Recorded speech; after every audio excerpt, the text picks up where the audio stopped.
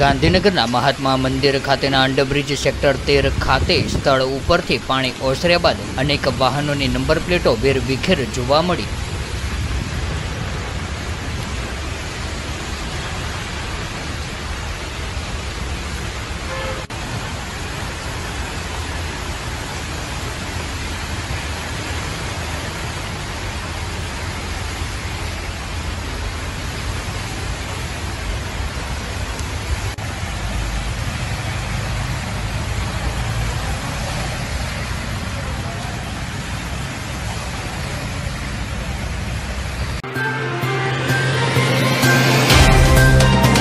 तो WhatsApp, Twitter, Facebook, Insta जहाँ भी आपका अकाउंट है, इसे शेयर बटन के द्वारा वहाँ पर शेयर करें।